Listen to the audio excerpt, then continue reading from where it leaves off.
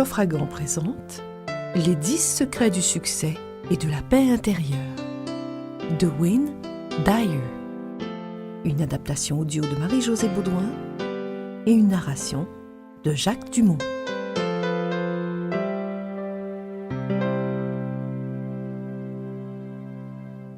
Le premier secret.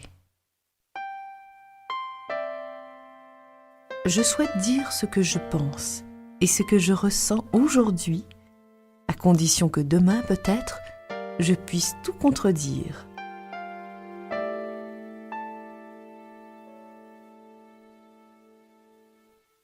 Que votre esprit soit ouvert à tout et ne s'attache à rien. Vous êtes arrivé ici en simple nouveau-né, capable pourtant d'un nombre infini de potentialités. Certains adultes vous ont peut-être encouragé à garder un esprit ouvert. Mais si vous êtes honnête avec vous-même, vous savez que votre philosophie de la vie, vos convictions religieuses, votre façon de vous vêtir, de vous exprimer, dépendent de ce que votre famille a déterminé pour vous. Dans le monde surpeuplé d'aujourd'hui, nous ne pouvons tout simplement pas continuer à vivre avec ces vieilles habitudes d'étroitesse d'esprit.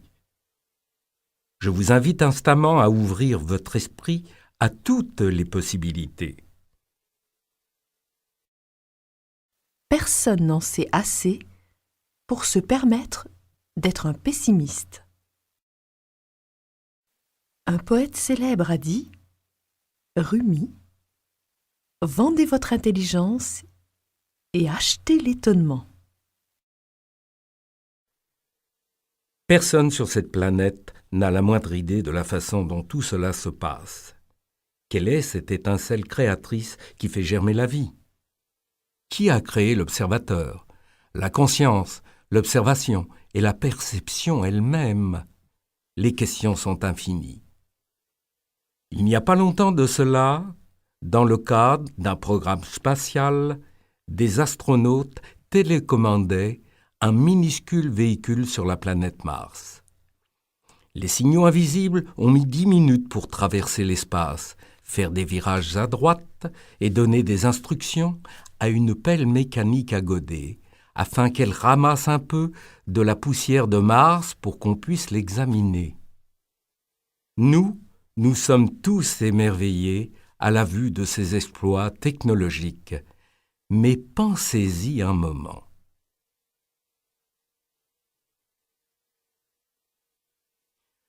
Dans notre propre galaxie seulement, il y a des milliards et des milliards de planètes, d'objets et d'étoiles, et il existe un nombre incalculable de milliards de galaxies dans l'univers. Nous ne sommes qu'un petit grain de poussière dans un vaste univers incompréhensible et infini. Comment peut-on être pessimiste dans un monde dont nous ne savons que si peu de choses?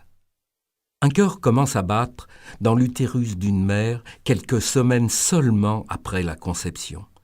Et cela reste un mystère total pour tous les êtres humains de cette planète. En comparaison de tout ce qu'il y a à savoir, nous ne sommes que des embryons. Gardez cela à l'esprit chaque fois que vous rencontrez ceux qui sont absolument certains qu'il n'y a qu'une seule façon de faire les choses. Résistez au pessimisme, résistez de toutes vos forces, parce que nous ne savons pratiquement rien du tout en comparaison de tout ce qu'il y a à savoir. Pouvez-vous imaginer ce qu'un pessimiste vivant il y a seulement 200 ans dirait aujourd'hui au sujet du monde dans lequel nous vivons? Les avions, l'électricité, les automobiles, la télévision, les télécommandes, le réseau Internet, les télécopieurs, les téléphones portables, etc. Tout cela existe à cause de l'étincelle de l'ouverture d'esprit qui a permis au progrès, à la croissance et à la créativité de s'épanouir.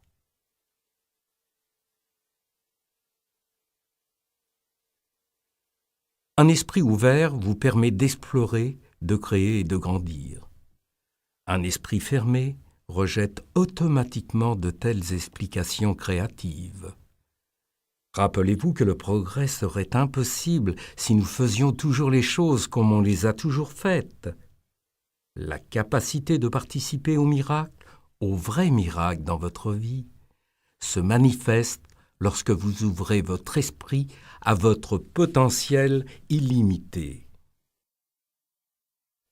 Ayez en vous la flamme d'une chandelle imaginaire qui brûle haut et vif, quoi qu'il se passe autour de vous. Laissez cette flamme intérieure symboliser votre capacité de faire des miracles dans votre vie. Chaque fois qu'une personne connaît une guérison spontanée ou fait quelque chose que l'on pensait impossible à réaliser, cet individu est passé en quelque sorte par un changement total de personnalité. En fait, ces personnes ont réécrit leur propre entente avec la réalité.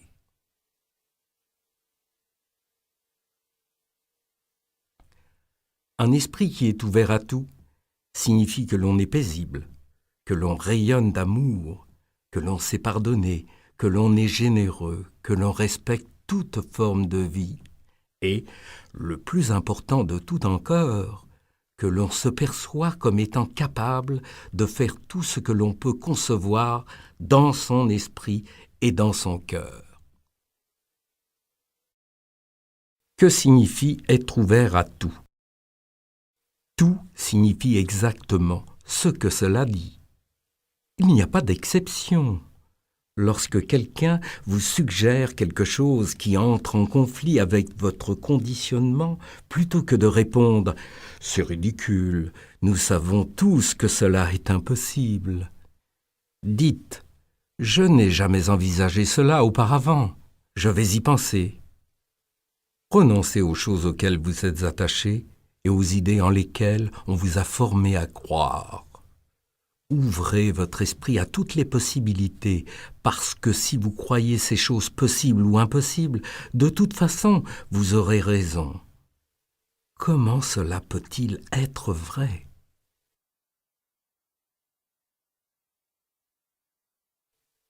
C'est votre entente avec la réalité et tout ce qui est possible qui détermine ce que vous deviendrez.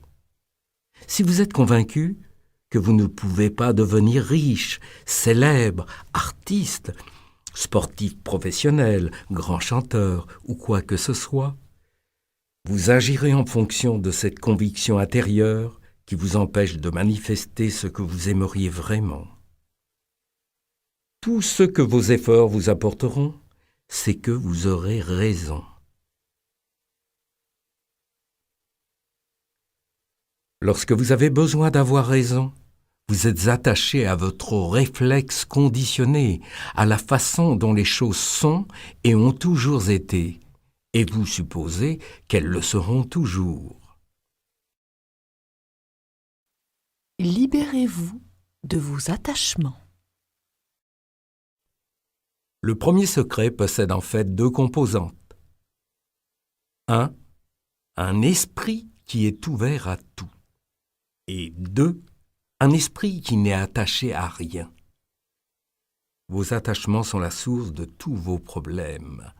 Le besoin d'avoir raison, de posséder quelqu'un ou quelque chose, de gagner à tout prix, d'être perçu par les autres comme un être supérieur. Tout cela, c'est de l'attachement. L'esprit ouvert résiste à ce genre d'attachement et par conséquent connaît la paix intérieure et le succès.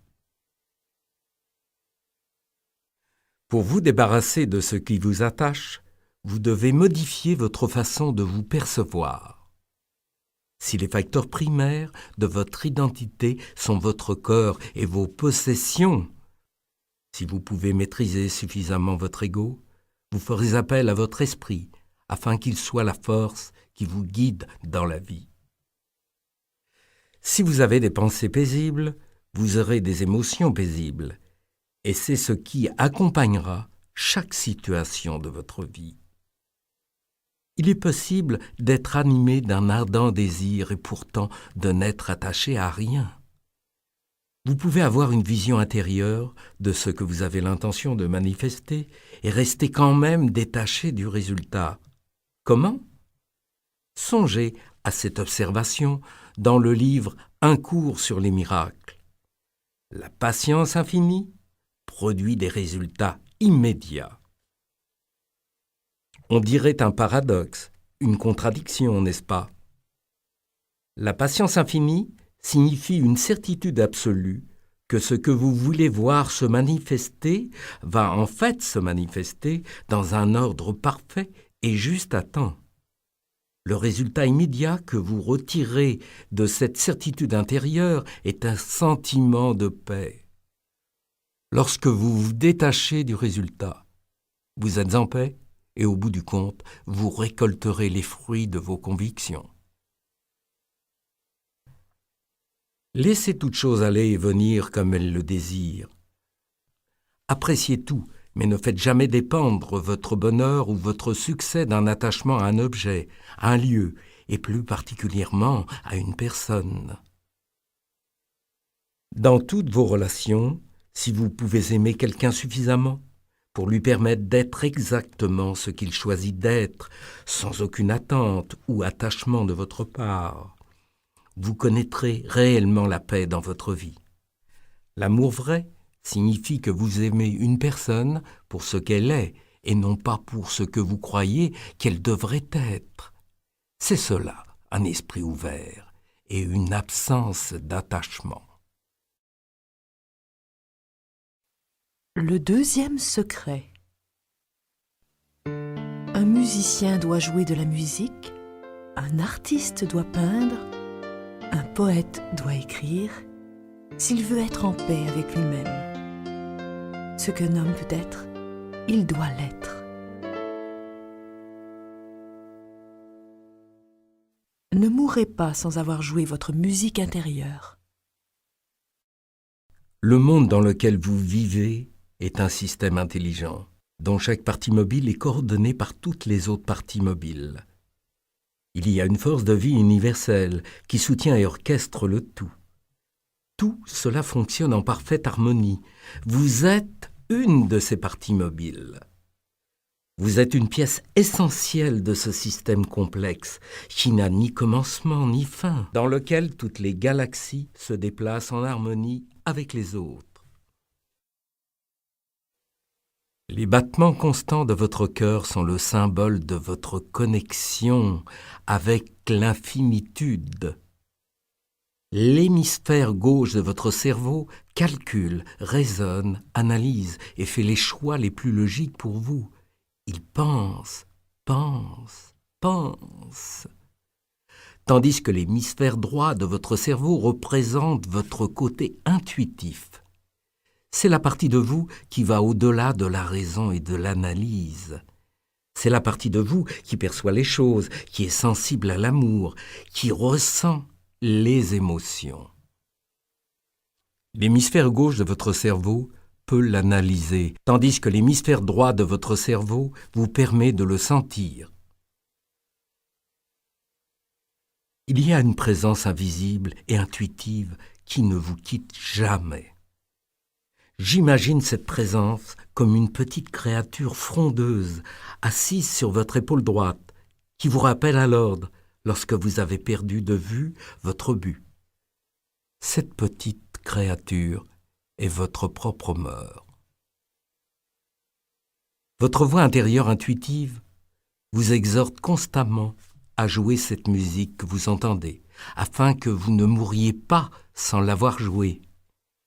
Mais l'hémisphère gauche de votre cerveau dit « Minute, attention, ne prends pas de risque, tu pourrais échouer, tu pourrais décevoir tous ceux qui ont une autre façon de voir ce que tu devrais faire. » Alors votre compagnon invisible, votre mort, parle encore plus fort et de plus en plus fort pour essayer de vous faire poursuivre votre rêve.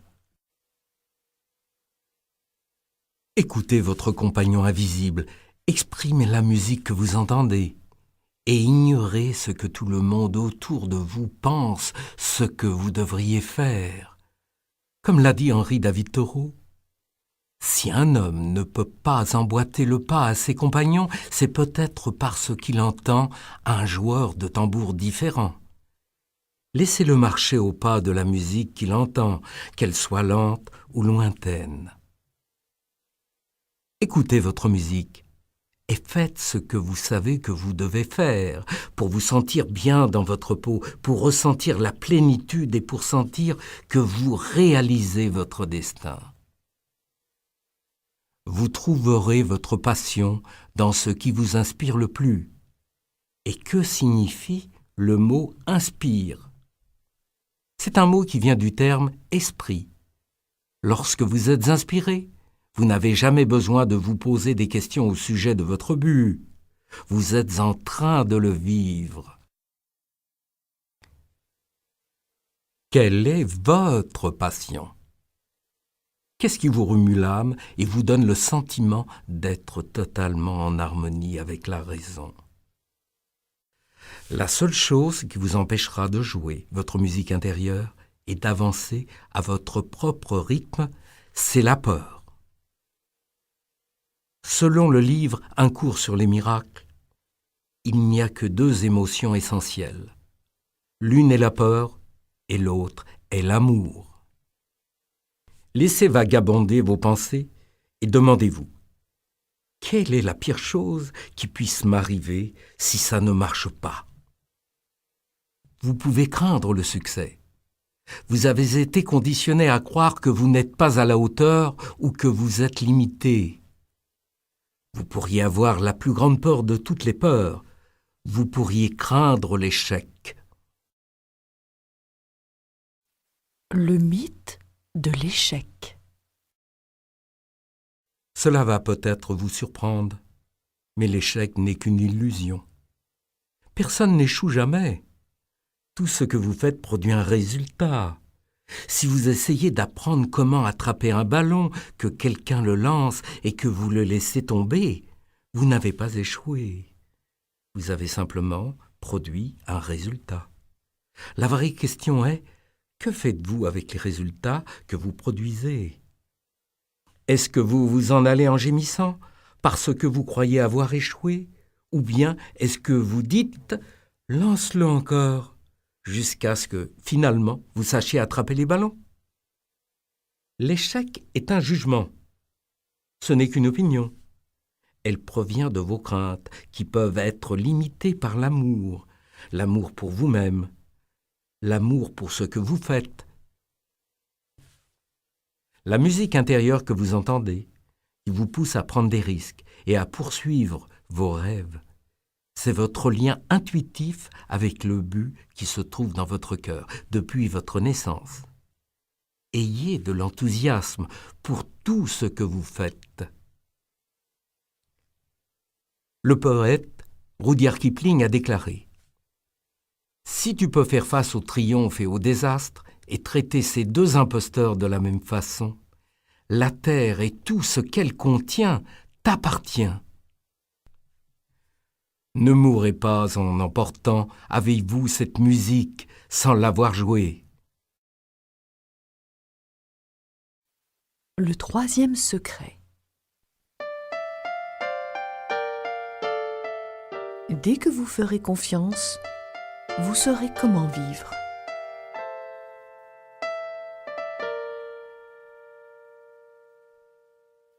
Vous ne pouvez pas donner ce que vous ne possédez pas. Bien sûr que vous ne pouvez pas donner ce que vous ne possédez pas.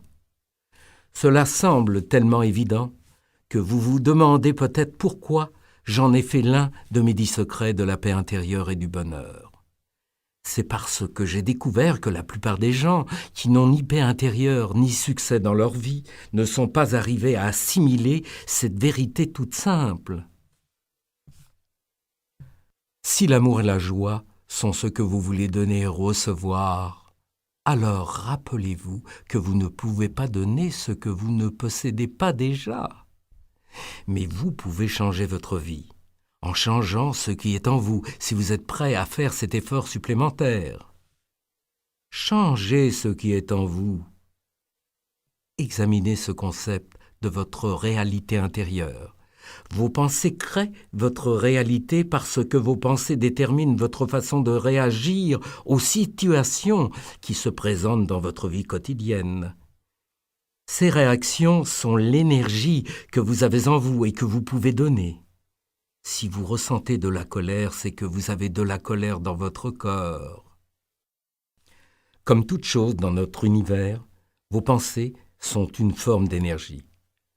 Tout ce que vous ressentez et tout ce que vous vivez est le résultat de ce que j'appelle les forces attractives. Cela signifie que vous recevez en retour ce que vous avez distribué autour de vous. En modifiant vos pensées afin qu'elles passent aux fréquences supérieures, c'est-à-dire à l'amour, l'harmonie, la bonté, la paix et à la joie, vous attirerez des forces identiques et vous pourrez disposer de ces énergies optimales pour les répandre autour de vous. S'aimer soi-même et se respecter. En devenant plus aimant à l'égard de vous-même, vous attirerez davantage d'énergie optimale rapide et vous commencerez à changer ce qui est en vous. Dans vos pensées, cultivez une voix intérieure et une attitude qui soit à 100% positive. Petit à petit, cette attitude s'étendra à d'autres personnes. Surveillez vos pensées lorsqu'elles s'égarent dans l'énergie minimale du ridicule, de la haine ou de la culpabilité. Faites un pacte avec vous-même pour vous rappeler souvent ce secret qui consiste à ne pas pouvoir donner ce que vous ne possédez pas. Ensuite, travaillez à votre programme personnel d'amour de soi, de respect de soi et de prise en charge de soi. Et créez une immense liste de ce que vous souhaitez donner aux autres. L'ironie de ce concept est que vous ne pouvez pas donner ce que vous ne possédez pas, parce que vous donnez toujours ce que vous possédez. Si vous voulez passer à l'action, posez-vous les questions suivantes. Qu'est-ce que j'ai en moi ? Et pourquoi est-ce que j'ai choisi d'emmagasiner ces sortes d'énergie en moi pour les donner aux autres ? Trouvez votre but. Il est probable que vous souhaitiez ardemment connaître votre but dans la vie. Comment puis-je découvrir quel est mon but ? est la question que l'on me pose très fréquemment. Ma réponse est que vous arrivez dans ce monde avec absolument rien. Vous quitterez ce monde physique avec exactement la même chose. Toutes vos acquisitions et toutes vos réalisations ne peuvent pas partir avec vous. Par conséquent, la seule chose que vous puissiez faire avec votre vie, c'est de la donner. Si vous ne savez pas encore quel est votre but, vous continuerez à le chercher durant les diverses étapes de votre vie. Il y a un grand nombre de modèles différents qui décrivent les étapes de la vie. Dans cet ouvrage, je vais utiliser 4 archétypes, 4 modèles, soit l'athlète, le guerrier, l'homme d'État et l'esprit, pour indiquer brièvement quel est votre but durant chacune des étapes. Pour l'archétype de l'athlète, le centre d'intérêt est exclusivement le corps physique, son apparence et sa performance. L'archétype du guerrier veut rivaliser, vaincre et recueillir des trophées. L'archétype de l'homme d'État se préoccupe de satisfaire les désirs des autres en demandant « Comment puis-je servir ?» Au stade final, il y a l'archétype de l'esprit. À cette étape, vous réalisez ce que veut dire être dans ce monde. L'esprit en vous sait que ni le corps ni le monde ne représentent son domicile exclusif. Cet archétype vous invite à minimiser vos préoccupations matérielles et à canaliser votre énergie vers l'essentiel de la vie, qui est l'amour et le service. À mesure que vous progresserez d'un archétype à l'autre, vous vous apercevrez que vous pensez de moins en moins à vos propres intérêts et de plus en plus à votre façon d'améliorer le monde pour les autres. Essentiellement, je vous exhorte à cesser de considérer votre vie d'un point de vue personnel. Vous pouvez mettre fin à n'importe quelle souffrance et à toutes les souffrances en vous rappelant que rien dans l'univers n'est personnel. Gardez ces pensées à l'esprit, particulièrement lorsque vous vous sentez perdu ou lorsque vous n'êtes pas sûr de votre but. Mon but, c'est de donner. Oui, mais est-ce que je possède vraiment ce que je souhaite donner ?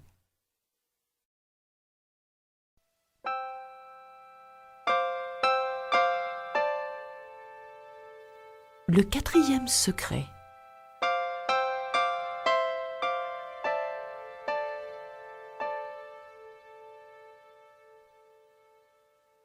Adopter le silence.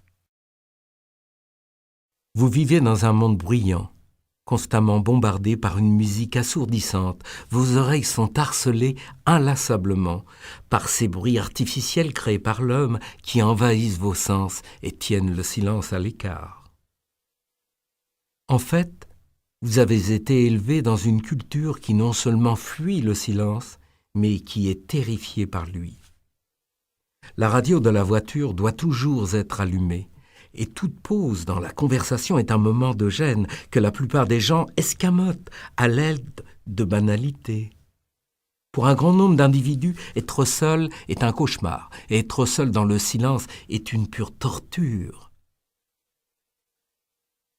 Le célèbre savant Blaise Pascal a fait observer: tous les malheurs de l'homme viennent de ce qu'il est incapable de rester assis dans une pièce calmement et seul. La valeur du silence. Il y a un silence momentané dans l'espace qui vous sépare de vos pensées, et vous pouvez en prendre conscience avec de l'entraînement. Dans cet espace de silence, vous trouverez la paix à laquelle vous aspirez dans votre vie quotidienne. Vous ne connaîtrez jamais cette paix s'il n'y a pas d'espace entre vos pensées. On dit que l'individu moyen a 60 000 pensées distinctes par jour. Si vous pouviez diminuer ce nombre de pensées de moitié, vous pourriez avoir accès à tout un monde de possibilités. Mère Teresa a décrit le silence. Regardez comme la nature, les arbres, l'herbe, poussent en silence. Regardez les étoiles, la lune et le soleil, comme ils se déplacent en silence. Nous avons besoin du silence pour pouvoir toucher les âmes. Ceci inclut votre âme aussi.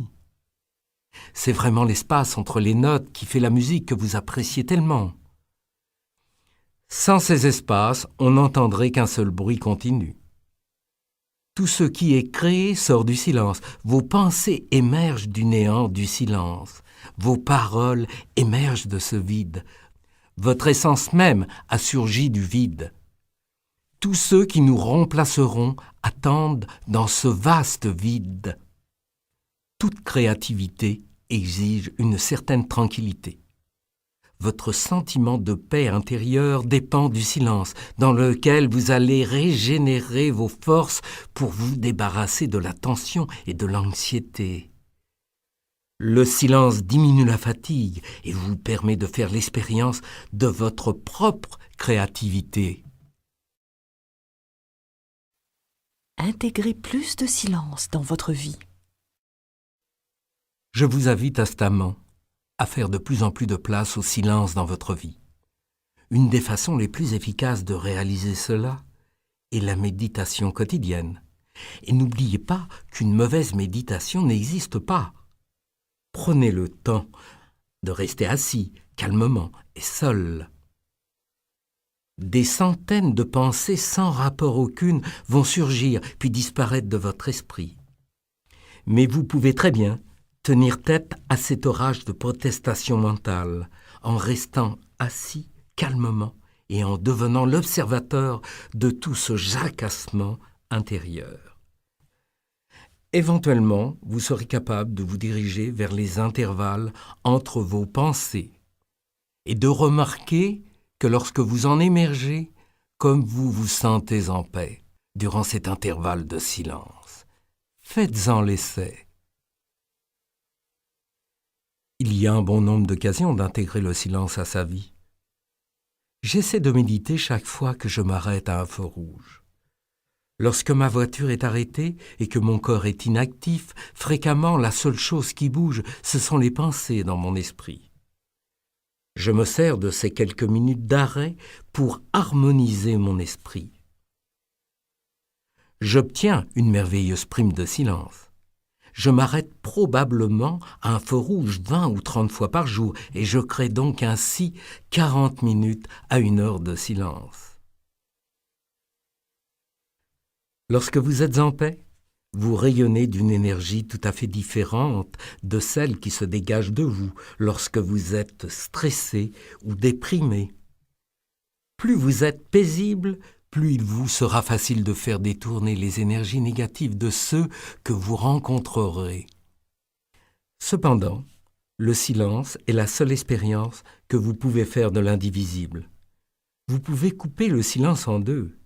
Et tout ce que vous obtiendrez est toujours du silence. Il n'y a qu'un seul silence. Vous trouverez vos réponses dans le silence. Mais n'oubliez pas que c'est à partir du néant, du vide, que tout est créé. Lorsque vous écrivez une note de musique, le silence dont elle est venue fait tout aussi partie de la note que le son. C'est la même chose avec la guérison de tout et de toute relation. Vous taire et écouter vous inspirera. Chaque fois que dans la vie les choses vont mal, allez dans la nature et vous trouverez la paix. Prenez régulièrement le temps d'aller loin de la civilisation. Laissez-vous envelopper par la sérénité et la paix intérieure que le silence et la méditation apportent toujours.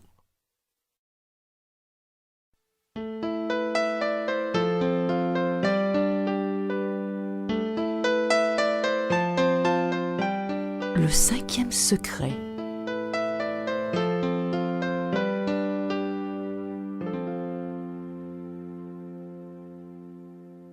Renoncez à votre histoire personnelle.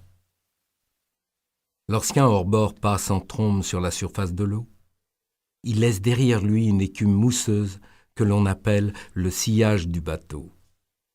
Le sillage n'est rien d'autre que la trace qu'il a laissée derrière lui. Croyez-vous qu'il soit possible que le sillage conduise le bateau? La trace qui reste derrière le bateau peut-elle le faire avancer? Je suis sûr que vous conviendrez avec moi que le sillage n'est que la trace que le bateau laisse derrière lui et que ce n'est pas ce qui le fait avancer.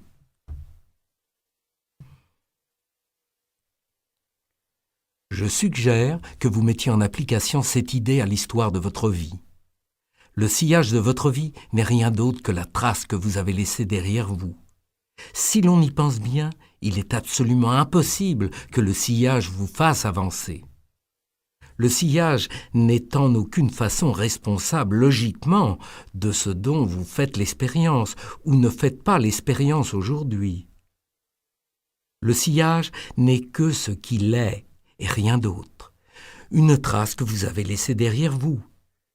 Mais l'avez-vous laissée derrière vous?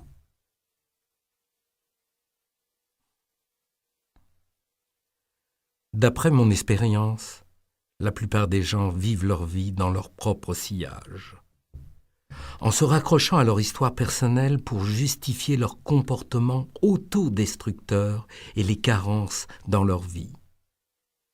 Ils se raccrochent aux vieilles douleurs, aux vieux abus et aux anciens manques, comme à des cartes de visite pour annoncer leur statut de victime. J'ai été abandonné lorsque j'étais enfant. Je suis alcoolique. J'ai survécu à l'inceste. Mes parents ont divorcé et je ne m'en suis jamais remis. La liste peut continuer ainsi durant des centaines de pages. Votre passé ne reviendra plus. En maintenant les liens avec votre passé, vous garantissez non seulement que vous serez immobilisé aujourd'hui, mais vous vous empêchez de guérir. En mentionnant les luttes passées et en les utilisant comme des raisons de ne pas continuer votre vie aujourd'hui, c'est exactement comme attribuer au sillage la capacité de faire avancer le bateau. Cela vaut aussi pour l'inverse. Un grand nombre de personnes invoquent le bon vieux temps qui ne reviendra jamais, comme la raison pour laquelle ils ne peuvent pas être heureux et satisfaits aujourd'hui. Tout a changé. Ça aussi, c'est vivre dans le sillage et attribuer au passé la responsabilité de votre manque de succès et de bonheur aujourd'hui. Débarrassez-vous du sillage. Imaginez un crayon qui aurait la capacité de n'écrire que votre histoire personnelle. Il n'a pas d'autre utilité. Tout votre passé est dans ce crayon. Allez-vous le garder? Pourquoi faire? Allez-vous vous en débarrasser? Vous pouvez pleurer toute la nuit à propos de l'histoire qui se trouve dans ce crayon, de tout ce qu'il contient ou de tout ce que vous voudriez qu'il efface ou qu'il ramène. Mais toutes vos larmes ne pourront pas effacer un seul mot du passé. Vous voulez renoncer à votre histoire personnelle, qui est symbolisée par ce crayon. Mais lorsque vous vous en éloignez, même si vous allez très loin, vous vous retournez et votre passé est là. Vous êtes prêt à vous débarrasser de votre histoire personnelle et à vivre pleinement dans le moment présent. Mais le crayon est toujours là. Je suggère que vous preniez ce crayon dans vos doigts, avec compassion. L'accepter vous donnera la force de transformer le passé en un chant, un poème, un tableau ou un rituel. Si vous pouvez faire ces choses, ou bien de le lancer loin de vous d'une façon qui vous est tout à fait particulière. Acceptez votre histoire personnelle.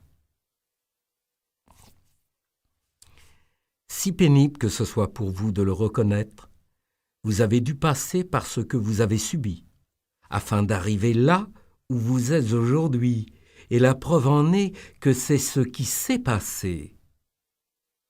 Chaque progrès spirituel que vous ferez dans votre vie sera probablement précédé par une sorte de chute ou de désastre apparent. Ces moments pénibles, ces accidents, ces épisodes difficiles, ces périodes d'appauvrissement, ces maladies, ces abus et ces rêves brisés sont tous dans l'ordre des choses.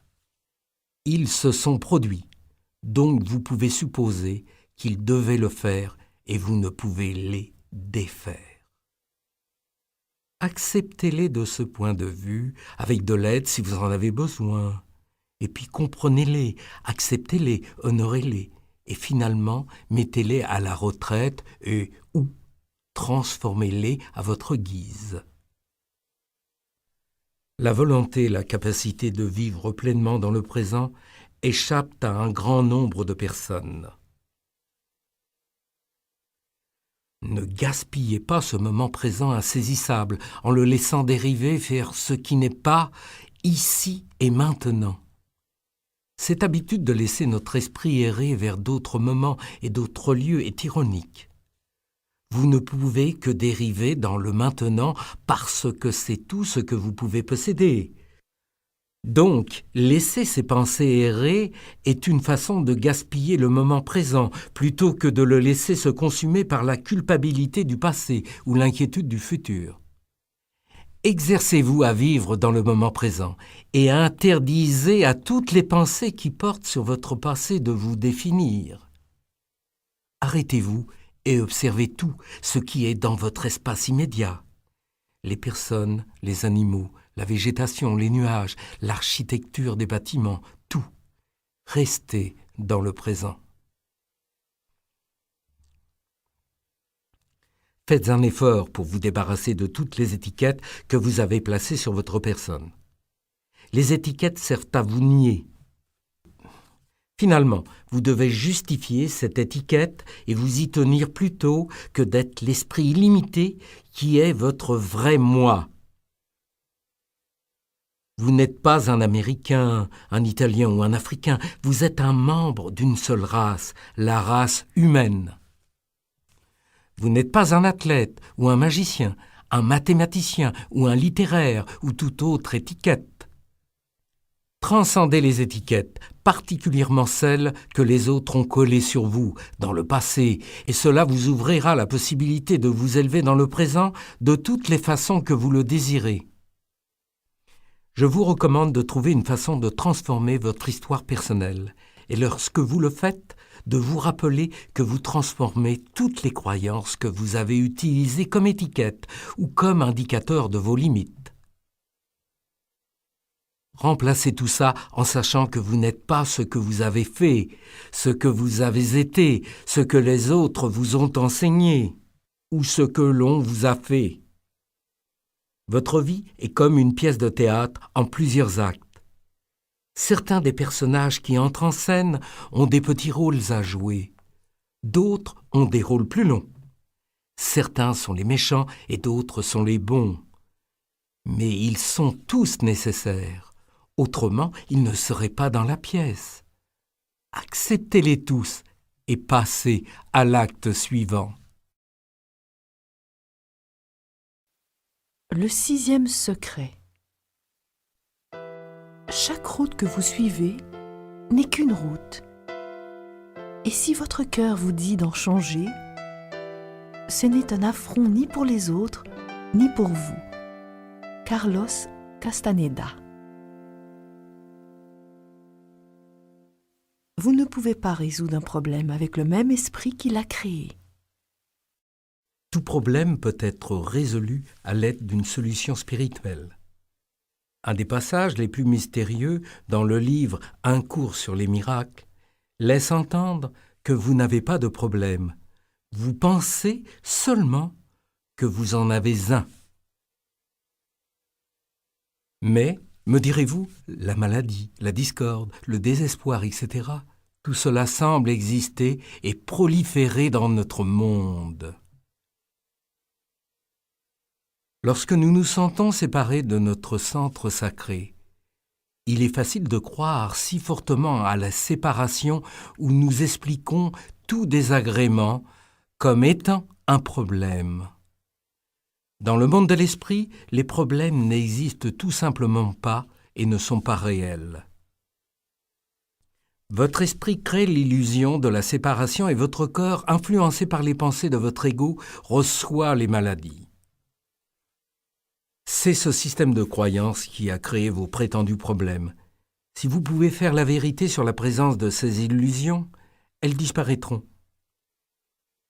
La lumière fait disparaître l'obscurité, l'amour chasse toujours la haine. L'esprit annule toujours les problèmes.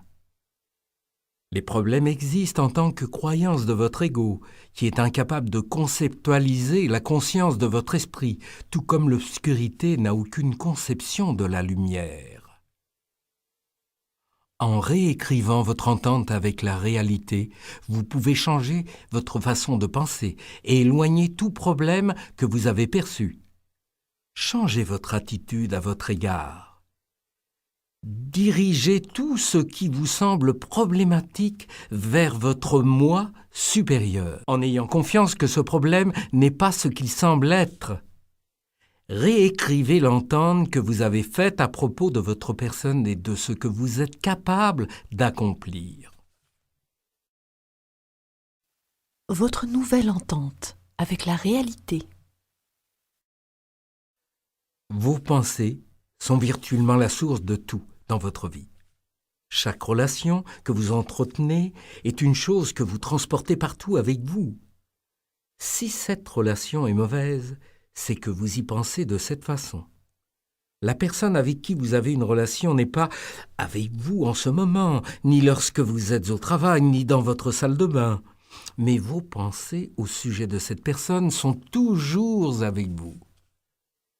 Votre seule façon de faire l'expérience d'une autre personne, c'est par vos pensées. Vous ne pouvez pas pénétrer derrière les yeux de cette personne et être cette personne. Vous pouvez seulement l'apercevoir avec vos pensées. Si vous dirigez vos pensées sur ceux que vous aimez plutôt que sur ceux que vous n'aimez pas en elles, vous venez de modifier toute la relation. Elle est passée d'une relation boiteuse à une relation merveilleuse uniquement parce que vous avez changé votre façon de penser. Essayez toujours de vous rappeler que vous transportez chaque relation avec vous dans votre tête. Devenez un instrument de votre paix. Devenez un être mystique en changeant simplement votre mentalité, de celle qui a créé et vécu des problèmes pour devenir celle qui les résout. Comme l'a dit le grand humaniste Mahatma Gandhi, l'homme devient grand, précisément dans la mesure où il travaille pour le bien-être de ses semblables. Vous pouvez mener une existence libérée de tout problème en changeant votre mentalité de la conscience de l'ego et de la conscience de groupe pour adopter le niveau supérieur de la conscience mystique. Ici, vous comprendrez réellement ce que Henri David Thoreau a dit dans cette phrase. Le seul remède à l'amour, c'est d'aimer davantage. Le 7e secret. Le bonheur dans notre vie dépend de la qualité de vos pensées. Veillez à ne pas envisager de notions qui ne conviennent ni à la vertu, ni à une nature raisonnable. Marc Aurèle.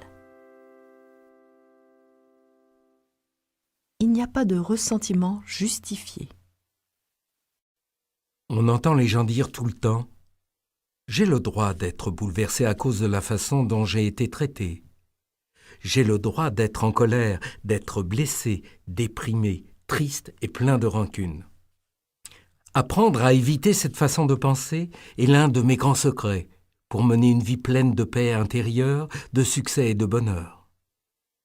Chaque fois que vous êtes rempli de ressentiment, vous remettez les commandes de votre vie affective aux autres pour qu'ils vous manipulent. Je me suis rendu compte du pouvoir de cette leçon il y a un grand nombre d'années alors que j'observais un groupe de 12 personnes qui étaient en réadaptation en raison de leur alcoolisme et de leur dépendance à la drogue. Toutes les 12 personnes avaient l'habitude de blâmer les autres pour leurs faiblesses en se servant de presque n'importe quelle excuse comme prétexte pour retourner à leurs habitudes autodestructrices. Une affiche fixée au mur de la salle portait ces mots. Dans ce groupe, il n'y a pas de ressentiment justifié. Vos ressentiments vous donnent une excuse pour reprendre vos anciennes habitudes. C'est la raison pour laquelle vous en êtes arrivé là. Abandonnez le blâme. Abandonner le blâme signifie que vous n'allez jamais attribuer à quelqu'un la responsabilité de ce que vous avez vécu. Cela signifie que vous êtes prêt à dire « Je ne comprends peut-être pas pourquoi je me sens comme ça, pourquoi j'ai cette maladie, pourquoi je suis une victime, pourquoi j'ai eu cet accident. Mais je suis prêt à dire sans culpabilité ou ressentiment que ce sentiment m'appartient. Je vis avec et je suis responsable de sa présence dans ma vie. » Si vous acceptez la responsabilité de ce sentiment, vous aurez au moins la possibilité de prendre aussi la responsabilité d'en tirer une leçon. Quelqu'un vous dit quelque chose que vous jugez offensant, et plutôt que de choisir le ressentiment, vous êtes capable de dépersonnaliser ce que vous venez d'entendre et de répondre avec bonté. Vous préférez être bon qu'avoir raison. Premièrement, vous devez oublier le blâme. Ensuite, vous devez apprendre à envoyer de l'amour à tous, plutôt que de la colère et du ressentiment.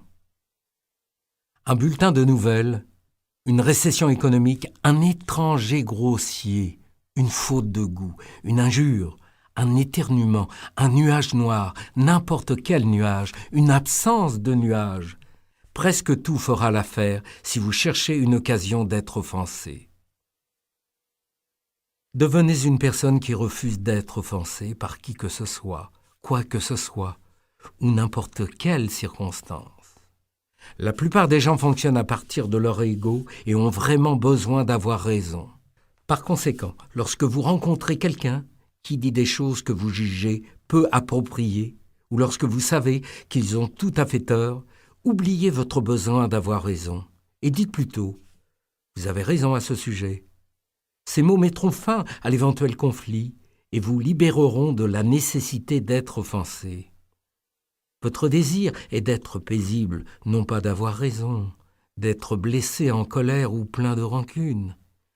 Si vous avez suffisamment foi en vos propres croyances, vous constaterez qu'il est impossible d'être offensé par les croyances et la conduite des autres. Tout comme personne ne peut vous définir par des jugements, vous non plus, vous n'avez pas le privilège de définir les autres. Lorsque vous cesserez de juger et que vous deviendrez simplement un observateur, vous connaîtrez cette paix intérieure dont je traite ici. Avec ce sentiment de paix intérieure, vous découvrirez que vous êtes libéré de l'énergie négative du ressentiment et vous serez capable de mener une vie de contentement. L'amour ne connaît pas de ressentiment et offre promptement le pardon. L'amour et le pardon vous inspireront à travailler en faveur des choses pour lesquelles vous êtes plutôt que contre lesquelles vous êtes. Il faut que vous appreniez à pardonner pour 2 raisons. La première est de faire savoir aux autres que vous ne souhaitez plus vivre dans un climat d'hostilité avec eux. Et la deuxième est que vous voulez vous libérer de l'énergie autodestructrice du ressentiment. Le ressentiment est comme le poison qui continue à se déverser dans vos veines, continuant à faire ses dégâts bien longtemps après la morsure du serpent. Ce n'est pas la morsure qui vous tue, c'est le venin. Vous pouvez éliminer le venin en prenant la décision d'abandonner les ressentiments. Envoyez de l'amour à ceux qui, selon vous, vous ont fait du tort, et remarquez à quel point vous vous sentez mieux, combien vous vous sentez plus en paix. Il n'y a pas de ressentiment justifié. Savourez la paix intérieure et le succès à chacun de vos pas. Le 8e secret. Il est nécessaire au bonheur de chaque homme qu'il soit mentalement fidèle à lui-même. Thomas Paine.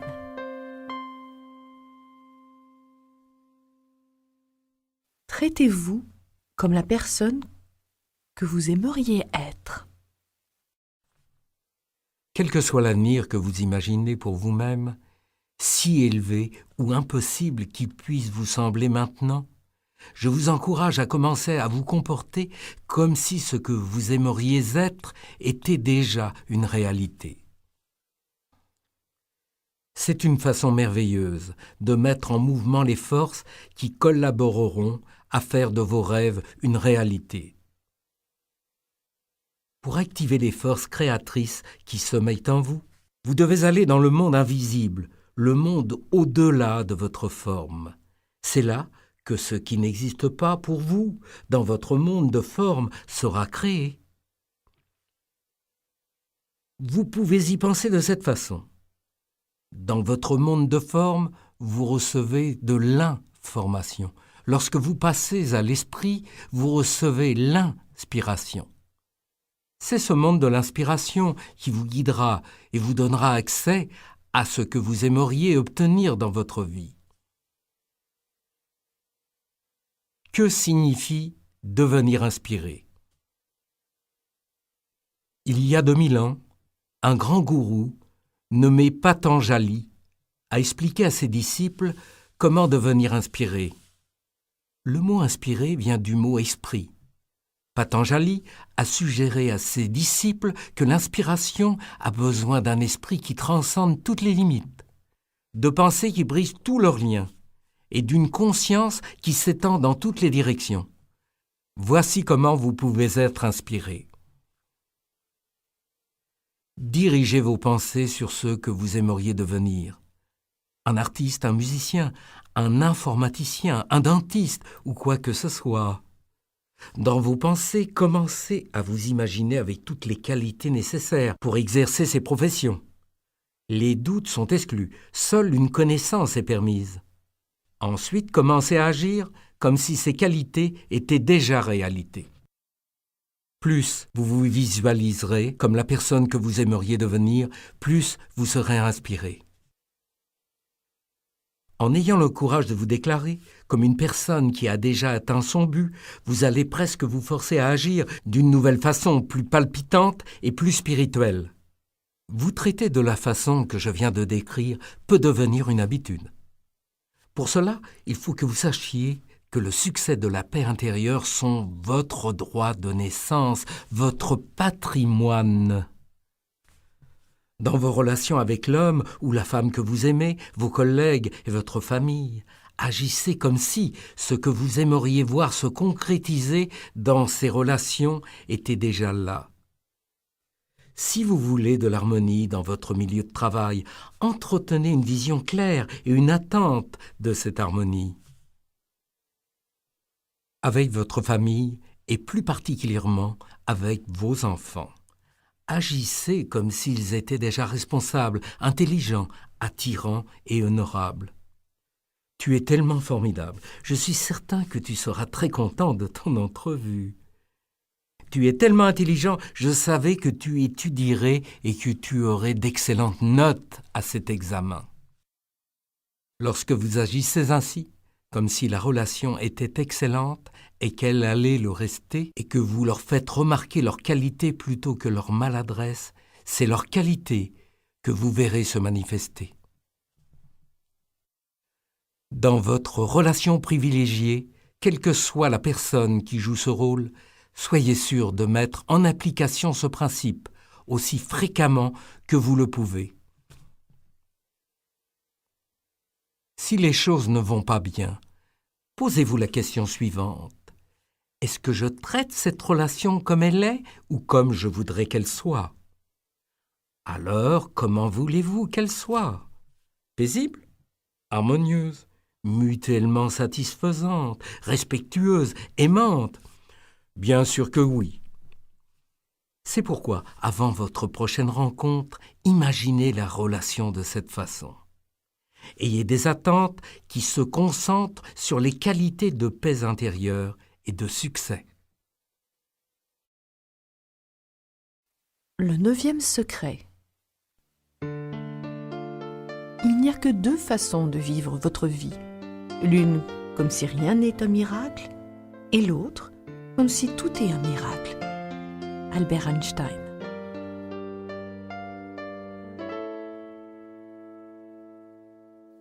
Chérissez le divin en vous. Pensez à une goutte d'eau de cet océan d'abondance qui, elle, est séparée de sa source. Séparée de sa source, cette gouttelette d'eau va finalement s'évaporer et retourner à sa source. Là où je veux en venir, c'est que tant qu'elle est sous sa forme liquide, coupée de sa source, elle perd le pouvoir de sa source. C'est là l'essentiel du secret selon lequel il faut chérir le divin en vous. Pendant que, dans votre esprit, vous êtes séparé de votre source, vous perdez votre pouvoir divin, le pouvoir de votre source. Tout comme la goutte d'eau, vous aussi vous changerez de forme et finalement vous retournerez à votre source. La goutte d'eau séparée de sa source divine symbolise votre ego. Qu'est-ce que votre ego? Votre ego n'est rien d'autre qu'une idée que vous transportez avec vous partout où vous allez. Cette idée vous dit que vous êtes la somme de ce que vous possédez, de ce que vous faites et de qui vous êtes.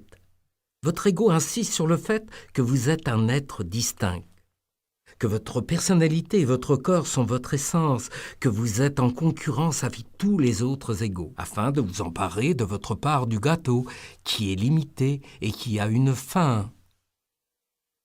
Par conséquence, l'ego affirme que vous devez vous méfier des autres, qui veulent, eux aussi, ce à quoi ils ont droit. Donc, l'ego vous pousse à croire qu'il y a des ennemis dont vous devez vous méfier à tout moment. Étant donné que vous êtes séparés d'eux, vous devez refuser de coopérer avec eux, de crainte qu'ils ne vous trompent. Le résultat est que vous devez vous méfier de tout le monde. Votre ego vous dit aussi que vous êtes séparés de tout ce qui vous manque dans votre vie. Et vous devez donc dépenser beaucoup d'énergie pour poursuivre ce qui vous manque. Votre ego vous garde dans un état constant de peur, d'inquiétude, d'anxiété et de stress. Vous êtes une création divine, un être de lumière qui est arrivé ici sous forme d'être humain, au moment précis où vous étiez censé arriver. Votre corps partira aussi à un moment précis également. Chaque fois que vous ressentez la peur, le rejet de vous-même, l'anxiété et la culpabilité ou la haine, vous niez votre divinité et vous succombez aux influences de cet insidieux ego. Non pas votre divinité au sens de au-dessus de tous les autres et meilleur que n'importe qui, mais au sens d'être éternellement relié à votre source, au pouvoir toujours présent de l'amour qui ne vous abandonne jamais et ne se tarit jamais. Vous pouvez vous fier à cette source si vous vous rappelez que vous en faites partie à tout moment. Le 10e secret. Rien n'existe avant de prendre forme dans nos pensées. William Shakespeare.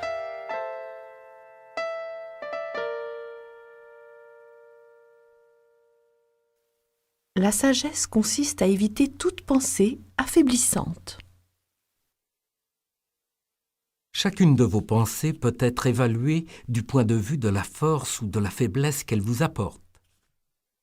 La vraie sagesse est la capacité de vous surveiller à tout moment pour déterminer l'état relatif de votre faiblesse ou de votre force et d'écarter les pensées qui vous affaiblissent.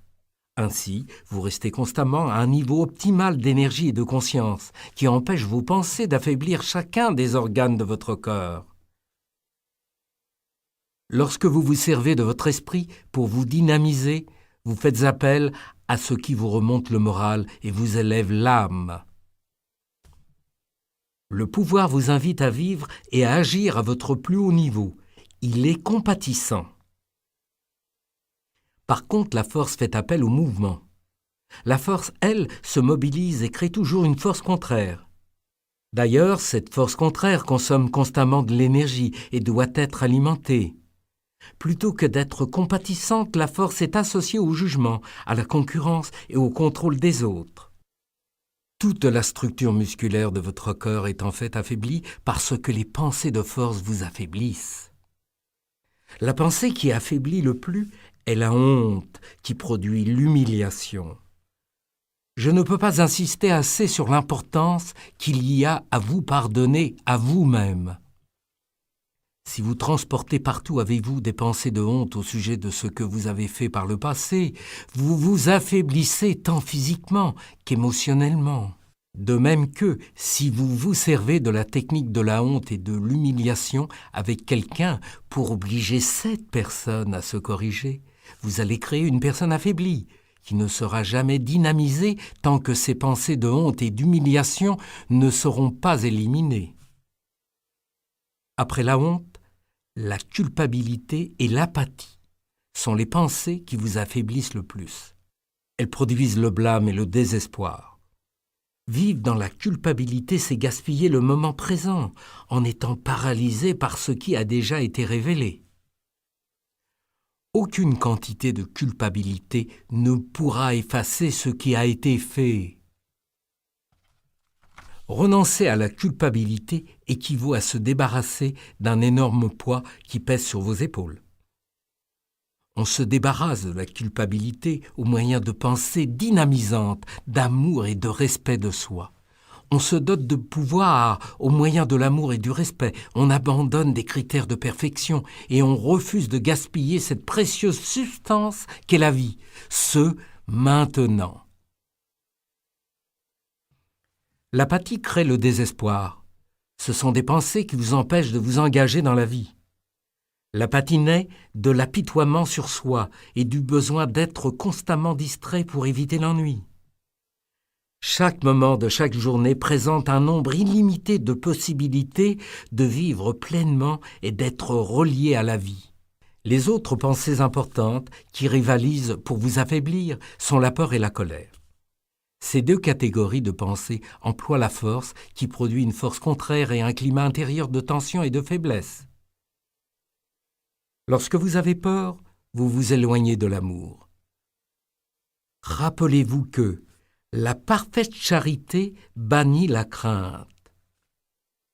Ce que vous craignez vous blesse et finalement deviendra de la haine. Donc la dichotomie de la haine et de la peur sont au travail en vous, vous affaiblissant sans cesse.